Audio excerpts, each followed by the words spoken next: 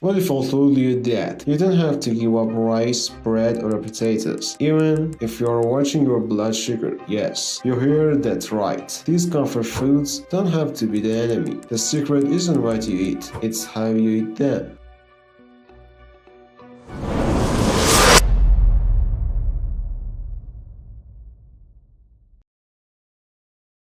Let's face it, cutting carbs feels impossible. Rice completes every meal, bread makes breakfast comforting, and the potatoes, well, they're everywhere. But when you eat them wrong, they can send your blood sugar soaring, leading to fatigue, cravings, and eventually insulin resistance. So today, we uncover how you can enjoy your favorite carbs without triggering blood sugar spikes, all backed by science.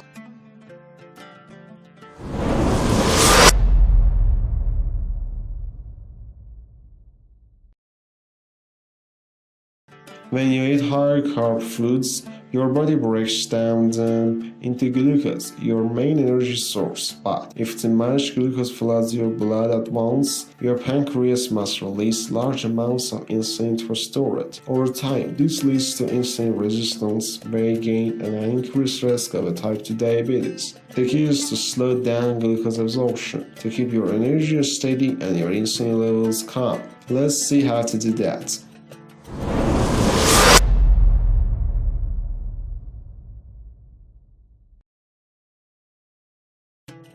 Here's the truth most diets ignore. It's not carb that's draining your blood sugar, it's unbalanced eating habits. When you eat carbs in isolation and overload your plate, your glucose levels will swing like a roller coaster. But when you combine smart timing, food pairings, and simple movement, your metabolism becomes more efficient. Studies show that even a small flex, like cooling rice or taking a short post-meal walk, can dramatically reshape your glucose curve. So instead of fearing carbs, start mastering them. Balance, not restriction, is the real key to long-term metabolic health.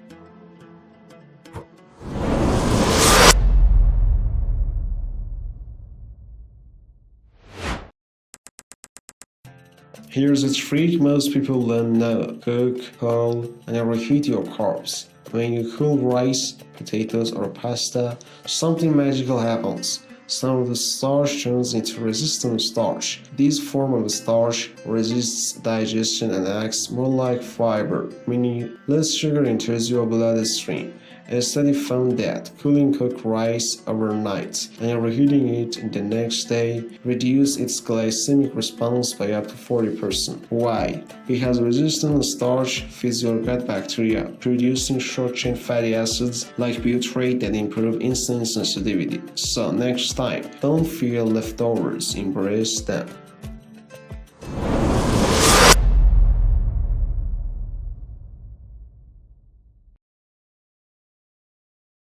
If you eat bread alone, your blood sugar spikes fast, but if you eat with eggs, cheese, or avocado, that spike shrinks dramatically. Protein and fat delay gastric emptying, meaning food stays in your stomach longer, giving your body more time to process glucose slowly. One clinical study showed that consuming protein before carbohydrates significantly blunted post-meal glucose levels in the people with diabetes. So, instead of plain toast, try egg and avocado toast. Instead of white rice, pair it with a grilled fish or beans.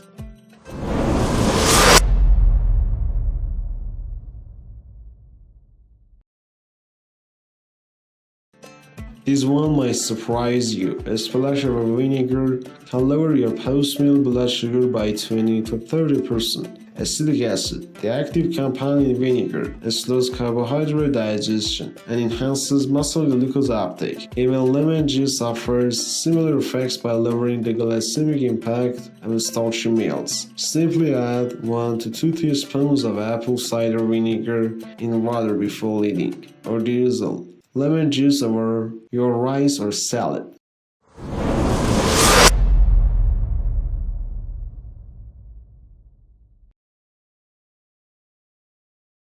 White rice, white bread, and instant potatoes digest quickly, spiking glucose fast. Whole grains, on the other hand, rich in the fiber and a brain layer, slowing absorption. Fiber forms a gel-like substances in your gut that traps sugar, preventing sudden glucose surges. Switching from white to brown rice can lower post-meal glucose by up to 25% according to the Harvard research. So instead of eliminating carbs, choose unprocessed versions, brown rice, quinoa, or whole grain bread.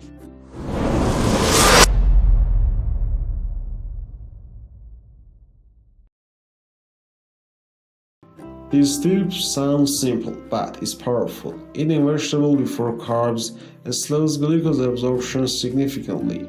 Why? Because the fiber in the vegetables creates a mesh in your digestive tract that reduces sugar uptake. A study in Japan found that eating vegetables before rice cut post-meal glucose spikes by nearly 30%. So, next time, start your meal with a salad, salted greens, or even a bowl of soup.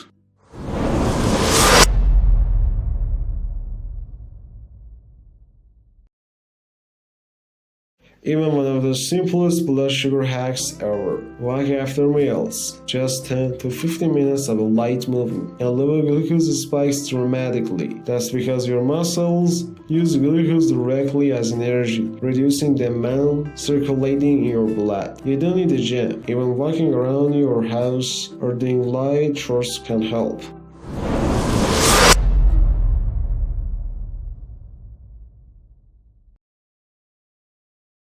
Cook, cool, reheat. Builds resistance to starch, lowers glycemic impact, paired with the protein or fat, stabilizes glucose, and improves satiety. Add acidic foods, vinegar and a lemon, reduce carbohydrate absorption. Choose whole grains, more fiber, less glucose load. Eat veggies first. Fiber blocks sugar absorption. Move after meals. Muscles burn glucose for energy. Remember, always consult your healthcare provider before making major dietary changes, especially if you have a diabetes or insulin resistance.